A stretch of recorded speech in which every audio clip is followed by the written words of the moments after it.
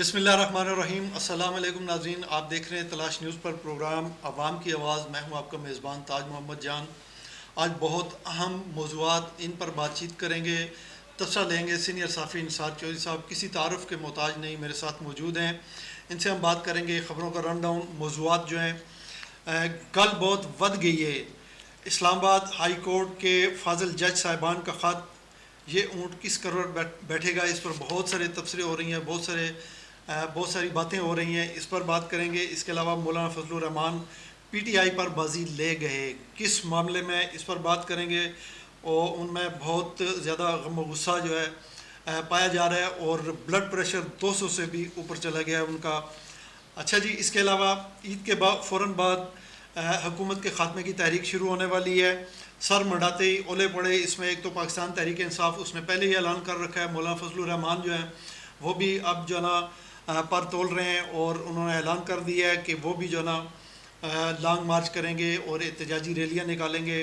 PTI के साथ आपको पता है कि जमात इस्लामी वो पहले ही उसके साथ मिली हुई है। इसके अलावा राना सनाउल्लाह की गिरफ़्तारी, ये एक सवालिया निशान है। थाना सिविल लाइंस में शुमाली पंजाब, पाकिस्तान तहरीक इंसाफ शुमाली पंजाब की सदर सिमाबिया ताहिर, उन्होंने दरख्वास्त दे दी है इमरान खान के हवाले से जो उन्होंने बयान दिया था।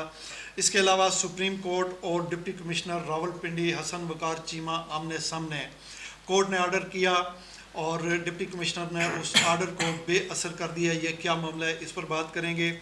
चौधरी साहब, सबसे पहला मेरा सवाल, कल बहुत वध गई है, बहुत ऊपर तक चली गई है बात, और इस्लामाबाद हाई कोर्ट के 6 फाजिल जज साहिबान ने जो ख़त लिखा है उसने एक भौचाल बर्पा कर रखा है, न सिर्फ पाकिस्तान में बल्कि पाकिस्तान के बाहर भी जो ना इस पर बातें हो रही हैं, कुछ मुतालबात आ रहे हैं।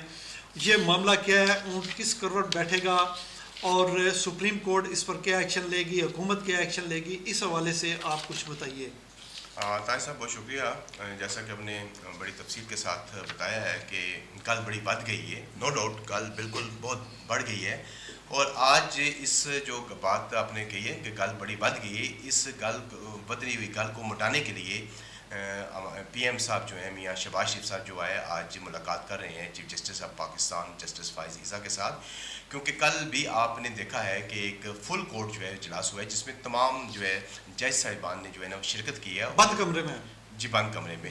और उसमें उन्होंने इजलास में तमाम जज साहिबान ने शिरकत की और उसमें जो था मैं तो थी कि शायद कोई वहाँ से एलामिया जारी होगा या कोई वहाँ से कोई ऐसा फैसला आएगा, लेकिन फ़िलहाल वहाँ से अभी तक कोई फैसला जो है वो नहीं आ सका, जिस पर आज जो है पीएम साहब की जो है मुलाकात होने जा रही है चीफ जस्टिस ऑफ पाकिस्तान के साथ। और आज इस मुलाकात में जो है वो फैसला जो है मुतवक्को है और ये फैसला आज जो आना है, वो फैसला क्या आना है इसके बारे में भी थोड़ा सा मैं आपको बताऊंगा कि ये जो जज साहिबान ने तहफ़्फ़ुज़ात का इज़हार किया और जज साहिबान ने कहा है कि जो हमें मुख्तलिफ हमारे अज़ीज़ व क़ारिब को ज़द-ओ-कोब किया गया या हमें फ़ोन के ज़रिए जो धमकियाँ दी गई या हमें जो मुख्तलिफ केसेस हैं उस पर असरअंदाज होने के लिए हम पर जो दबाव डाला गया है वो हमारे लिए जो है बड़ा नुकसानदेह साबित हुआ, जिस पर हमारे साथ इंसाफ किया जाए। और उन्होंने अपने इंसाफ लेने के लिए, अब देखें इस मुल्क में ये हाल हो गया है कि जज भी इंसाफ लेने के लिए उन्होंने भी एक बड़ी अदालत का जो है वो दरवाज़ा खटखटा दिया। गो कि जो जज साहिबान ने वो मुंतखब किया है क्या कहते हैं अपने लिए इंसाफ का जो दरवाज़ा है, वो मैं समझता हूँ कि वो जो इररिलेवेंट है, वो जुडिशल कौंसल का जो उन्होंने कहा है कि हमें वहाँ से जो है सुप्रीम जुडिशल काउंसिल, मैं समझता हूँ कि जो सुप्रीम जुडिशल काउंसिल है वो जो है मुहासबा करता है, जज साहिबान का मुहासबा करता है, ना कि जो खुफिया एजेंसीज है या दीगर जो अदारे हैं हमारे मुल्क में उनका मुहासबा करता है। खैर वो उसमें अगर मुहासबा नहीं हो सका तो इसका बिल्कुल मुहासबा होना चाहिए। आखिर 6 मुअज़्ज़ज़ जज साहिबान ने एक मुश्तरका एप्लीकेशन में, एक मुश्तरका ख़त में जब खदशात का इज़हार किया तो उनके खदशात न सिर्फ दूर किए जाने चाहिए बल्कि मैं समझता हूँ कि इसके ऊपर फौरी तौर पर कार्रवाई भी होनी चाहिए। लेकिन ये बड़ा नाजुक मामला है। लेकिन ताज साहब, गुजारिश ये है कि अगर आपने इसमें थोड़ी सी जो है गलती कर दी तो आपकी जो अदलिया का वजूद है वो ख़तरे में पड़ सकता है। इसलिए मैं समझता हूँ कि आज की जो मुलाकात है पीएम साहब की वो बड़ी अहम है। अदलिया का वजूद तो चौधरी साहब मौजूद रहेगा, वजूद ख़तरे में नहीं पड़ सकता, लेकिन इंसाफ की जो डिस्पेंसेशन है वो ख़तरे में पड़ सकती है कि जब आपके मुल्क में इंसाफ ही नहीं होगा और बड़े और ताकतवर लोग जो है वो अपनी मर्जी से जो है ना इंसाफ वही अदलिया देती है ना सर, इंसाफ अदलिया से होता है ना। मैं उस बारे से बात बिल्कुल सही बताएं। जी बोले चौधरी साहब। जी सर, तो वो आज का मैं बता रहा था जो फैसला जो होना है पीएम साहब की मुलाकात में, उसमें जो है मैं समझता हूँ कि शायद कोई इलामिया जारी हो जाए या कोई ऐसा आर्डर जारी हो जाए जिसमें एजेंसीज के खिलाफ जो है जो एजेंसीज मुलवस हैं उनको कोर्ट में बुलाया जाए और बुला के उनसे उनका मौक़िफ़ लिया जाए। नहीं चौधरी साहब, वो आपने एक मुहावरा सुना हुआ है कि दूध दी राखी बिल्ला। तो मियाँ शहबाज शरीफ प्राइम मिनिस्टर जो आप बात कर रहे हैं कि चीफ जस्टिस साहब आज उनसे मुलाकात करेंगे इस मामले में, ये जो शिकायत 6 फाजिल जज साहिबान ने की है वो ये की है कि हम पर दबाव डाल के अपनी मर्ज़ी के फ़ैसले लिए जा रहे हैं। इन फैसलों का सबसे बड़ा बेनिफिशरी अगर कोई है तो वो पाकिस्तान मुस्लिम लीग नून है और प्राइम मिनिस्टर मियाँ शहबाज शरीफ साहब हैं। ठीक है, तो वो क्या इस पर फैसला करेंगे, वो क्या इस पर जो ना पेशरफ्त कर सकते हैं? नहीं आप देखें, गुजारिश ये है कि आपने तो बिल्कुल सही दुरुस्त बात फरमाया है कि वो बेनिफिशरी ज़रूर हैं। मुख्तलिफ जो अभी केसेस आपके सामने जिनमें मियाँ शहबाज शरीफ खुद भी हैं, मियाँ नवाज शरीफ भी हैं, उनके दोनों बेटे भी हैं, वो अदालतों से आपके सामने जो है वो मुस्तफ़ीद हुए हैं। लेकिन ये जो बात है जज साहिबान की, आप मामला ज़ाहिर कोर्ट में है और कोर्ट का जो मामला है उसमें डिस्कस करना है। चीफ जस्टिस साहब पाकिस्तान जस्टिस फायद ईसा ने पीएम साहब के साथ कि इस मामले को आपने देखना किस तरीके से है, इस मामले की आखिर कोई ना कोई तहकीकात तो होनी है ना। अब इस मामले पर आपको इसको, मेरा मतलब है कि सख्त खाने में नहीं डाल सकते, इस फाइल को बंद नहीं कर सकते, इसके ऊपर पूरा मौक़िफ़ आएगा, इसके ऊपर पूरी तहकीकात होनी चाहिए। और मैं समझता हूँ कि इसके ऊपर जो जज साहिबान ने तहफ़्फ़ुज़ात का इज़हार किया है वो तहफ़्फ़ुज़ात उनके दूर किए जाएँ ताकि वो खुल खिला के इंसाफ का जो है बोलबाला कर सकें और उन पर कोई दबाव नहीं होना चाहिए। जी बिल्कुल चौधरी साहब, हमारा भी यही है। मुतालबा के जो सुप्रीम कोर्ट है उसका फुल कोर्ट जो है इजलास होना चाहिए। उस इजलास में जो है ना ये जितने भी मामलात हैं इनको देखा जाना चाहिए। जज साहिबान जो है फाजिल जज साहिबान, उन पर कहाँ से किस तरह के दबाव आता है और कौन कौन से फ़ैसले जो हैं उनसे किस तरह करवाए जाते हैं, इसकी पूरी तहकीक होनी चाहिए। ये मामला इंसाफ का है और कानून का है और आइन की जो है बालादस्ती का मामला है, इसको ऐसे नहीं छोड़ा जाना चाहिए। चौधरी साहब, इस पर जो है ना हमारी जो वकला की तंजीमें हैं वो भी जो है ना एक दफ़ा आपको पता है वो बड़ी तहरीक एक चली थी लाहौर से, अदलिया बचाओ तहरीक।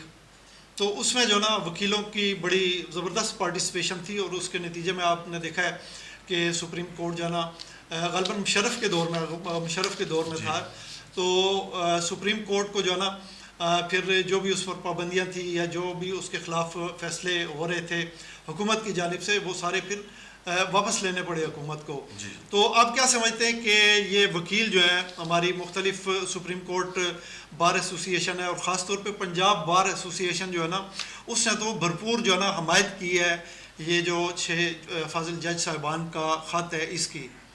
ताहिर साहब देखें, गुजारिश है कि ये बड़ा अच्छा आपने जो है तज़किया पेश किया है कि जो हमारी जो बार कौंसलें हैं वो चाहे पाकिस्तान बार कौंसिल हो, चाहे वो सुप्रीम कोर्ट की बार कौंसिल हो या हाई कोर्ट की बार कौंसिल हो या पंजाब और दीगर सूबों की बार कौंसिल, उन तमाम ने जो है ना इस मामले की कहा है कि एक आज़ादाना कमीशन कायम किया जाए और कुछ ने कहा है कि एक जुडिशल कमेटी बनाई जाए, कुछ ने कहा है जो जुडिशल कौंसिल जो है वो इसकी तहकीकात करे। तो मुख्तलिफ हवाले से मुख्तलिफ आवाज़ें उठ रही हैं, लेकिन मैं समझता हूँ कि ये मामला जो है इतना संगीन मामला अब हो चुका है कि इस पर बैरून ममालिक से भी जो है ना वो वाज़ेह बुलंद होना शुरू हो गई हैं और ख़ासकर बरतानिया से की जो एक यूनाइटेड लाइट फोरम है उसका भी बड़ा उन्होंने चीफ जस्टिस ऑफ पाकिस्तान से पुरजोर मुतालबा किया है कि वो इस वाक़े को देखें और इसकी गैर जानबदाराना तहकीकात करवाएं।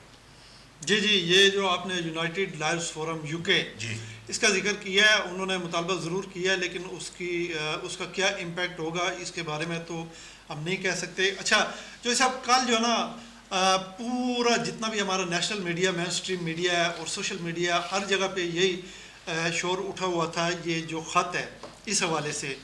तो काफ़ी जो हमारे सीनियर तज्ज़िया निगार हैं उन्होंने तज्ज़िया भी किया है। एक तज्ज़िया जो ना हमारे सामने आया है, इरफान सिद्दीकी साहब जो है ना उन्होंने कहा जी कि जज साहिबान पहले क्यों नहीं बोले, जब उनके अपने ऊपर बात आई, उनके घर से लोग उठाए गए, उनकी टीवी सीसीटीवी फुटेज जो है ना टीवी फुटेज बनाई गई, तो तब ये चीखे, इससे पहले ये क्यों नहीं चीखे, ये क्या मामला है? इरफान सिद्दीकी साहब जो ना इसको क्यों जो ना इतना अंडर एस्टिमेट कर रहे हैं और इसको क्यों जो है ना इन जज साहिबान की ये जो ख़त है इसकी हमायत क्यों नहीं कर रहे? देखें, गुजारिश ये है ताज साहब के इरफान सिद्दीकी साहब का ये अपना मौक़िफ़ है, उनके मौक़िफ़ से आप एग्री करें या डिसएग्री करें, ये भी आपका अपना मौक़िफ़ है और मैं अगर इसके साथ एग्री करता हूँ ये तो मेरा भी अपना मौक़िफ़ है। लेकिन मैं साथ आपको ये भी बताना चाहूँ कि आप ये भी देखें कि अगर इरफान सिद्दीकी साहब ने ये कहा है कि ये जो जजेस का मामला है इनको सुप्रीम जुडिशल काउंसिल में नहीं जाना चाहिए था और इनको अपने तहीं जो है ना अपना जो उनका फोरम है वहाँ पे बुला के इनको तहकीकात करनी चाहिए थी। लेकिन आप ये भी देखें कि इरफान सिद्दीकी साहब का तल्लुक़ किस जमात के साथ है, वो पाकिस्तान मुस्लिम लीग के साथ है और आपने जैसा कि पहले फरमा दिया है कि इन जो जजेस का जो मामला है इनके बेनिफिशरीज कौन है, तो बेनिफिशरीज आपके सामने पाकिस्तान मुस्लिम लीग है। उनका मौक़िफ़ तो यही होना था, उन्होंने ये नहीं कहना था कि वाह वाह जय साहब, लेकिन गुजारिश दानिशवर अपनी जगह वो ज़हीन इंसान है, वो बड़े उस्ताद माने जाते हैं, लेकिन गुजारिश ये है कि एक उनका मौक़िफ़ है, उसके मौक़िफ़ को आप चाहे तस्लीम करें या नहीं करें, उनका सिर्फ ये मौक़िफ़ है कि जो जजेस जो जिस फोरम पे गए हैं ये फोरम जो है ये जजेस के मुहासबे का फोरम है, ये एजेंसियों के मुहासबे का फोरम नहीं है। नहीं, उन्होंने एक और बात भी की है, वो ये की है कि ये जो जज साहिबान हैं ये अवाम के मफादात जो हैं, अवाम के जो मामलात हैं उन पर नहीं बोलते। इनके अपने ऊपर जब बात आई है, इनके घर से कुछ प्यारों को उठा लिया गया है या इनको धमकियां दी गई हैं या इन पर दबाव डाला गया है, तो ये अपने पर्सनल जो ना मामलात को लेके ये इन्होंने ख़त लिखा है और सामने आए हैं, उनका ये कहना है। ये बिल्कुल कहना उनका गलत है कि ये जज साहब का जो पर्सनल मामला है वो आवाम की बात, जो आवाम के जो फैसले हैं उनके ऊपर उनको कोई तकलीफ़ नहीं हुई है, तो अपने जब पर उन पर अपने पर उन पर बात नहीं आई, अपने पे उन पर बात नहीं आई, उनके साथ जजेस के साथ जो उनके ख़त में मौक़िफ़ है वो ये है कि हमारे जो अजीज़ व क़ारिब हैं उनके ज़रिए हमें फोर्स किया जाता है कि आप अपने जो फ़ैसले हैं वो आपके फ़ैसले जो एजेंसीज आपको एडवाइस करें वो फैसले आप उस तरह जारी करें, आप अपनी मर्ज़ी के फैसले न जारी करें, इंसाफ का असूल जो है बोल बाला है उसकी तरह फैसले न करें, जो इंसाफ और कानून कहते हैं वो फैसले न करें, बल्कि जो फैसले आप पर मुसल्लत किए जाते हैं उस तरह करें। ये मौक़िफ़ इरफान सिद्दीकी साहब का इंतहाई गलत है, हम इसकी मजम्मत करते हैं कि ये जजेस के ऊपर बात नहीं आई है, जजेस के ऊपर तो उन्होंने तो कहा है कि हमसे मनपसंद फैसले लेने के लिए हम पर दबाव डाला गया है। जी बिल्कुल, मैं यही कह रहा हूं। उनका गुज़ाती केस किसी अदालत में नहीं चल रहा है कि जिसकी वजह से उन्होंने इंसाफ मांगा हो, और वो तो कहते हैं हमें, मेरा मतलब है कि खुल के इंसाफ के दायरे में रह के काम करने का मौका दिया जाए। जी बिल्कुल चौधरी साहब, अगर जज साहिबान, फाजिल जज साहिबान जो हैं उनके अजीज़ों अकारब को अगर उठाया गया है या उनकी खुफिया वीडियोस बनाई गई हैं या उन पर दबाव डाला गया है, तो वो उसका मकसद क्या है कि आप ये फ़ैसला इस तरह करें, ये फ़ैसला इस तरह करें। तो उन फैसलों का बेनिफिशरी एक तो पहले मैं भी कह चुका हूँ, आप भी कह चुका हूँ कि वो कौन है, फिर ये जजों पर दबाव डाल के या उनके अजीज़ व अकारब को उठा के उनसे कोई तावान तो नहीं मांगा गया ना चौधरी साहब, उनसे यही जो है ना कहा गया है कि आप फैसले जो है ना जिस तरह कानून और इंसाफ और आइन के मुताबिक फ़ैसले बनते हैं उस तरह ना करें, बल्कि उस तरह करें जिस तरह हम आपको कहते हैं। तो ये तो आइन और कानून के साथ खड़ा होने वाली बात है, जिसको जो है ना इरफान सिद्दीकी साहब ने बिल्कुल एक मुख्तलिफ रंग दे दी है। क्या कहेंगे?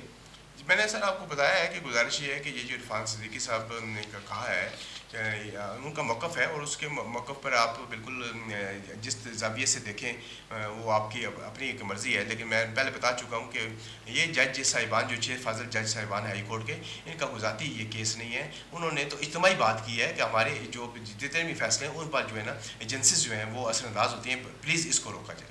इंसाफ का गला घोटा जा रहा है, हम पर दबाव डाल के मुख्तलिफ फेलों बहानों से इंसाफ का गला घोटा जा रहा है, असल मकसद उनका ये है। बहरहाल चौधरी साहब, अच्छा अगला सवाल, मौलाना फजलुर रहमान जो है ना वो PTI पर बाजी ले गए हैं, उनका गम गुस्सा जो है उसकी बहुत तेज़ लहर है इस वक्त और ब्लड प्रेशर जो है ना वो भी 200 से ऊपर चला गया है। अच्छा, हाँ जी, कम करें वैसे, बहुत ज़्यादा ब्लड प्रेशर, इससे तो आप दिमाग की रग फट सकती है। जी चौधरी साहब, उन्हें एक TV प्रोग्राम में अगर आप देखें ना तो वो एंकर जब सवाल कर रहा है तो उनका गम गुस्सा, उनकी बॉडी लैंग्वेज देख के ना तो लगता है ऐसे ही था कि ये शायद 200 को टच कर रहा है उनका ब्लड प्रेशर। नजर आ रहा था, नजर आ रहा था, ठीक है। उन्होंने अनाउंस किया है कि ईद के फ़ौरन बाद जो है ना अच्छा, वो इस हुकूमत के ख़िलाफ़ जो है ना तहरीक चलाने जा रहे हैं। इस हवाले से तफसीलात बताइए चौधरी साहब, आपके पास जो है। सर इसके मतलब तफसीलात मेरे पास काफ़ी सारी बातें हैं जो मौलाना फजल रहमान साहब जो हैं पहले भी कह चुके हैं और कल में एक जो टीवी प्रोग्राम था उसमें भी कहा है कि हम 25 अप्रैल को जो है ना मौजूदा हुकूमत के ख़िलाफ़ जो तहरीक जो है वो शुरू करने लगे हैं और ये तहरीक जो है बलूचिस्तान से हम शुरू करेंगे। उन्होंने कहा है कि मौजूदा हुकूमत जो है इसको आवाम की हमायत हासिल नहीं है बल्कि इसको इस्टेब्लिशमेंट की जो है ना हमायत हासिल है। और उन्होंने कहा है कि हमारा जो तहरीक का मकसद है वो इस हुकूमत को गिराना नहीं है, लेकिन जिस वक्त आवाम सड़कों पर आएंगे तो उस वक्त फिर ये हुकूमत जो है वो खुद ब गिर सकती है। बात एक ही है कि चाहे आप उसको मेरा मतलब गिराएं या मेरा मतलब आवाम सड़कों पर आए, रेत की बुनियादों पर खड़ी है, ये किसी वक्त भी गिर सकती है। हाँ, बिल्कुल सही फरमाया बिल्कुल। और उन्होंने ये बात जोर देकर कही है कि ये जो 2018 में भी और 2024 में भी, लेकिन 2024 जो है वो 2018 से भी बाजी ले गया और इसमें धांधली के सबका तमाम जो है वो रिकॉर्ड जो है तोड़ दिए गए हैं, जिसकी वजह से हमें हमारे खदशात हैं और हुकूमत ने हमारे खदशात जो हैं वो दूर नहीं किए हैं। और अब हमने यही फैसला किया है कि अब हम इस गवर्नमेंट के ख़िलाफ़ तहरीक चलाएँ। और इस तहरीक में उन्होंने कहा है कि हमारे साथ दीगर जमातें भी हैं वो शामिल हो जाएंगी, लेकिन अगर दीगर जमातें शामिल नहीं भी होती हैं तो उन्होंने कहा है कि हमारा अपनी जमात जो है उसके अंदर इतना दमखम इतना ज़ोर है कि हम इस मौजूदा हुकूमत को घर भेज सकते हैं। जी जो साहब, दीगर जमातें ऑलरेडी आपने जो ना प्रोग्राम कर रखे हैं। पाकिस्तान तहरीक इंसाफ उसने भी ऐलान कर रखा है कि ईद के फ़ौरन बाद जो ना वो भी तहरीक चलाएगी। उसके साथ जमात इस्लामी जो है वो भी पाकिस्तान तहरीक इंसाफ के साथ जो ना उनका वो इस पर वो हो चुका है, इत्तफाक हो चुका है इस तहरीक के हवाले से। अब ये सर मंडाते ही ओले पड़ने वाली बात है। और फिर मौलाना फजलुर रहमान से जब सवाल किया गया कि मौलाना साहब आप जो ना आपकी सीटें आप क्या समझते हैं कि किस सूबे में जो ना आपके साथ ज़्यादती हुई है, कहाँ पे आपकी जो ना आपके साथ धांधली करके हरवाया गया आपको। तो बड़ी अच्छी बात की है मौलाना साहब ने कि आप छोड़ें जी, आप JUI की सीटों को छोड़ें। इस वक्त मामला जो ना हमारा जमात का नहीं है बल्कि मुल्क और कौम का है, आइन का है, कानून का है। जी ऐसे ही बिल्कुल ठीक जी जो साहब। और दूसरी बात जो ताज साहब सबसे अहम बात है, मैं समझता हूँ कि इस पर भी थोड़ा सा मैं आपका भी तबसरा लूँगा और आप बिल्कुल इस पर बोलेंगे कि उन्होंने कहा है कि हमारी तहरीक उनके खिलाफ है जिन्होंने अपनी मर्ज़ी के नतीजे हासिल किए हैं। अब वो ये आप भी समझते हैं कि ये मर्ज़ी के नतीजे जो है वो किसने हासिल किए हैं और ये क्यों किए हैं, मर्ज़ी के नतीजे हासिल करने का मकसद क्या है।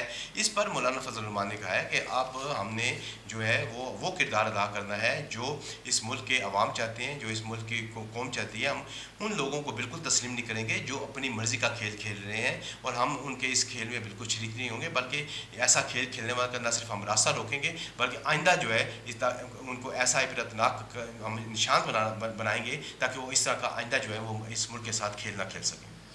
जी जो साहब, इसके जो हमायती हैं पाकिस्तान मुस्लिम लीग नून और पाकिस्तान पीपल्स पार्टी, इनके साथ दीगर 4 जमातें भी शामिल हैं जिनका इत्तेहाद है ये हुकूमत जो बनी है। तो उसको डिफेंस करने वाले जो है ना वो कहते हैं जी 2018 में भी ऐसे हुआ, 2013 में भी ऐसे हुआ। इरफान सिद्दीकी साहब का हमने जिक्र किया, वो भी इस लेवल के जो हमारे इंटेलेक्चुअल हैं या सीनियर तजिया निगार हैं वो भी इस तरह की बातें करते हैं। तो इसके अलावा भी बहुत सारे लोग जो ना इसको जवाज़ फराम करते हैं, नहीं जी पीछे भी ऐसा ही होता है, आया होता रहा है, हमारे साथ ज़्यादती हुई है, मुस्लिम लीग नून के साथ ज़्यादती हुई है और इस दफ़ा जो ज़्यादती हुई है ये भी बिल्कुल दुरुस्त है, यानी कि पीछे होता है तो अब भी दुरुस्त है। जो सब आखिर कहीं तो जाके हमने अपनी इस्लाह करनी है, तो ये इस्लाह अभी क्यों नहीं होनी चाहिए? देखिए जी ताज साहब, बिल्कुल इस्लाह का मैं समझता हूँ कि उसमें जितनी भी आप देर करेंगे वो मज़ीद ख़राबियाँ उसमें पैदा होती जाएंगी और आपको अगर इस्लाह का मौका मिलता है तो आप फौरी तौर पे उसकी इस्लाह कर लीजिएगा। लेकिन यहाँ पे मामला जो है ना वो बड़ा उल्टा है। यहाँ पे कोई भी आदमी जो है वो मानने को तैयार नहीं है कि मैं गलत हूँ। हर आदमी यही कह रहा है कि मैं सही हूँ और सही के चक्कर में हमने इस मुल्क को नुकसान पहुँचा दिया, इस मुल्क के अवाम को नुकसान। जी बिल्कुल, माजी में ये हुआ था इसलिए अब जो हो रहा है गलत, ये भी बिल्कुल सही है। तो इसके पीछे जो ना वो छुपते हैं कि जी माजी में होता रहा तो इसको कंटिन्यू रहना चाहिए। लेकिन जो साहब इसी सोच की वजह से इस वक्त देखें आपके मुल्क के मौशी हालात किधर हैं, अवाम जो है उनका क्या हाल है, महंगाई की चक्की में पीछे जा रहे हैं।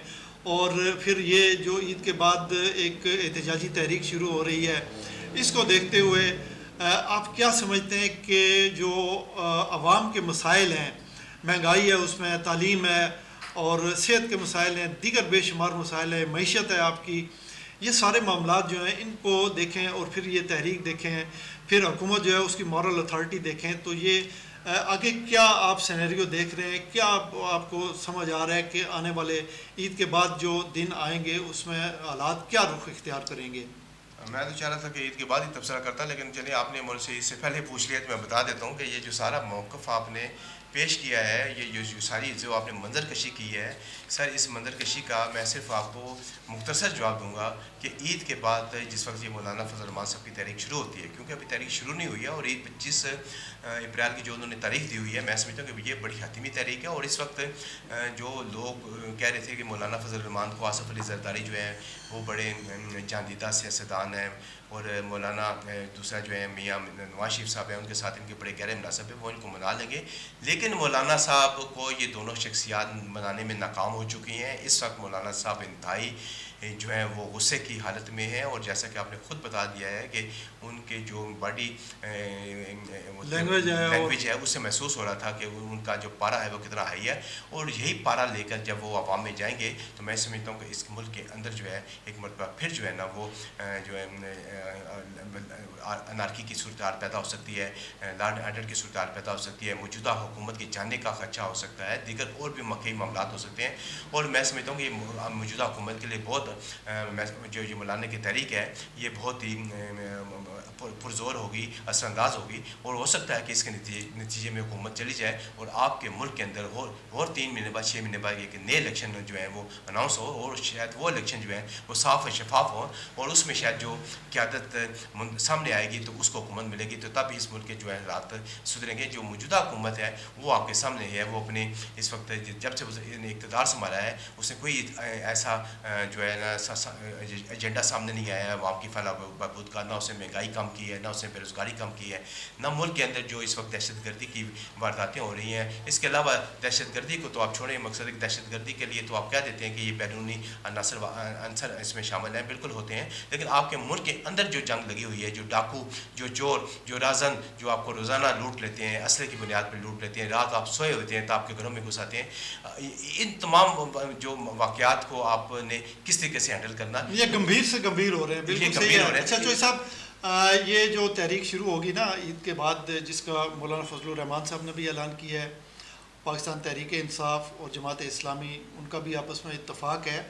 इस दफ़ा अगर ये तहरीक इस तरह की करेंगे तो मेरा ख्याल है चौधरी साहब कि ये पूरे मुल्क में सबसे बड़ी तहरीक होगी। और उसकी वजह यह है कि 8 फरवरी के जो इलेक्शन हुए उसमें देखें ओवरवेलमिंग मेजॉरिटी जो है उसने जिस जमात को वोट दिए हैं उसके मुकाबले में जो हारे हुए लोग थे उनको जितवा कर हुकूमत में बिठा दिया गया है। तो ये एक सुनामी कह लें कि सुनामी होगा जो खैबर से कराची तक, जैसा कि वो ऐलान कर रहे हैं PTI वाले भी, और मौलाना फजलुर रहमान जो है जमात इस्लामी वो भी जो है ना तैयारियाँ कर रही है।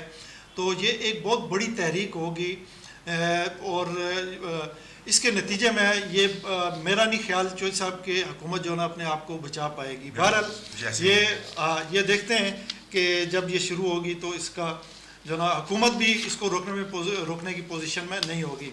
अच्छा चौधरी साहब, सुप्रीम कोर्ट और डिप्टी कमिश्नर रावलपिंडी वकार हसन चीमा आमने सामने। अच्छा, वो किस तरह कि सुप्रीम कोर्ट ने 9 मई के जो कुछ लोग थे गिरफ्तार थे अडयाला जेल में, उनकी ज़मानत ली, उनको उनकी रिहाई का हुक्म दिया। जी जी। अडयाला जेल से वो जो ही रिहा हो के बाहर निकले तो डिप्टी कमिश्नर के हुक्म पर उनको दोबारा पकड़ के जेल के अंदर डाल दिया गया। यानी सुप्रीम कोर्ट का आर्डर वो बेअसर कर दिया डिप्टी कमिश्नर रावलपिंडी ने 16 MPO के तहत। क्या कहेंगे इस पर?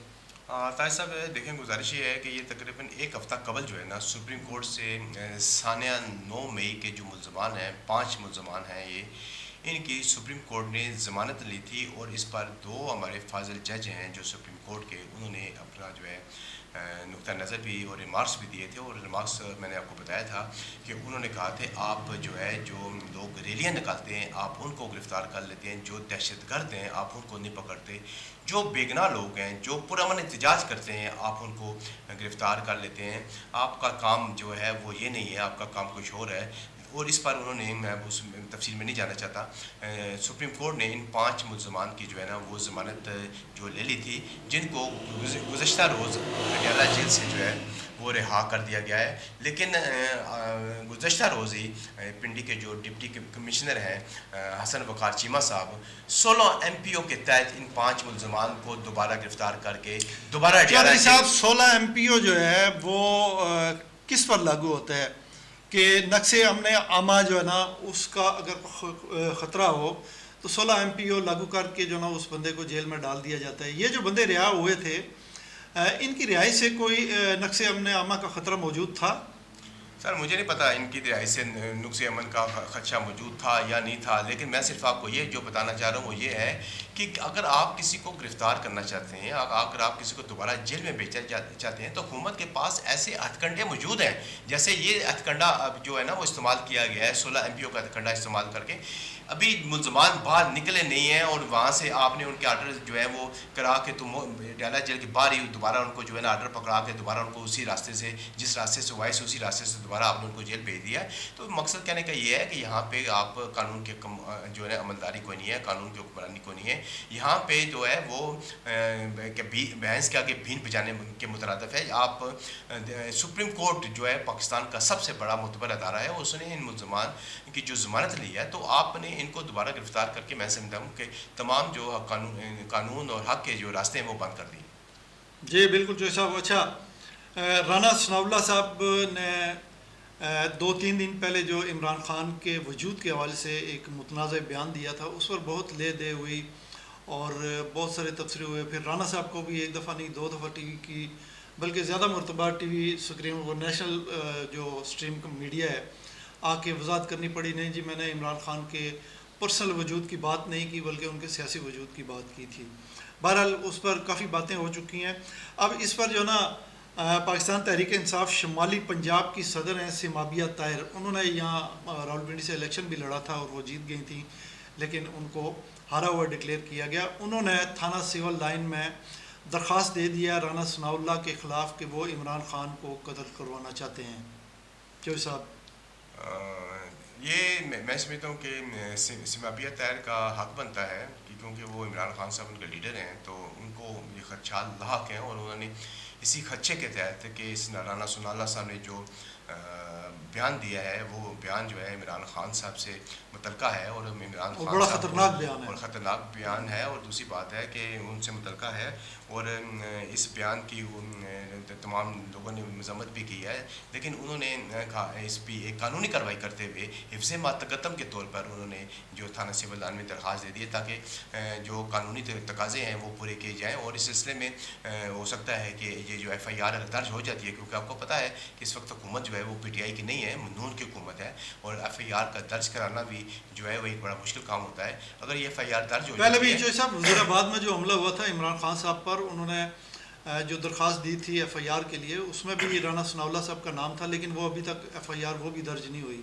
जी मैं बिल्कुल आपको वही बताना चाह रहा था और यही बात दोबारा मैं कर रहा हूँ कि FIR दर्ज हो जाती है। FIR दर्ज होने के बावजूद भी बाज़ औक़ात यहाँ पे मुलज़मान गिरफ़्तार नहीं होते हैं अपने असर रसूख की वजह से। लेकिन ये है कि ये सिमाबिया ताहिर ने जो है ना एक बुनियाद रख दी है कि अगर खुदा न खास्ता ये राना सनाउल्लाह साहब का बयान अगर किसी ज़िम्मे में इमरान खान साहब पर इस तरह की कोई वाक़या हो जाता है तो कम अज़ कम ये राना सनाउल्लाह के ख़िलाफ़ ये FIR है ये एक एविडेंस के तौर पर जो है ना तस्लीम की जाएगी और हो सकता है कि इस पर भी कोई अदालत भी अब एक्शन लेके राना सनाउल्लाह की अभी गिरफ्तारी के आर्डर जारी कर सकती है। तो अब देखते हैं कि इस FIR का जो है अभी हो ही नहीं है, सिर्फ मुकदमा जो है उन्होंने दरख्वास्त दी है, मुकदमा भी दर्ज हुआ है या नहीं हुआ है तो ये अगले 2-4 दिनों में पता चल जाएगा कि ये FIR हुई है। जी बिल्कुल जैसा आप सिमाबिया ताहिर ने ये जो दरख्वास्त दी है थाना सिविल लाइन में उसका कोई और नतीजा बाहर आए या ना आए, सामने आए या ना आए, एक नतीजा फौरी तौर पर सामने आ गया है। उनका ख़ुद अपना जो ना कहना है सिमाबिया ताहिर का कि इस दरख्वास्त देने के बाद उनको धमकियां मिली हैं राना सनाउल्लाह साहब के बंदों की तरफ से। ये वो कह रही हैं कि आपको कत्ल कर दिया जाएगा, आपके ख़िलाफ़ एक्शन लिया जाएगा। तो इस तरह का जो ना धमकियाँ या ये इंतहाई तशवीश काबिल मजम्मत है सर। ये अगर उनको धमकियाँ मिली हैं, लेकिन ये उनका बयान है धमकियाँ उनको मिली हैं नहीं मिली हैं, लेकिन वो कह रही हैं अगर उनको धमकियाँ मिली हैं तो मैं समझता हूँ कि इस धमकियों पर भी एक FIR होनी चाहिए और हम इसकी मजम्मत करते हैं। जी बिल्कुल जो साहब, इसी के साथ हमारे आज के प्रोग्राम का वक्त ख़त्म होता है।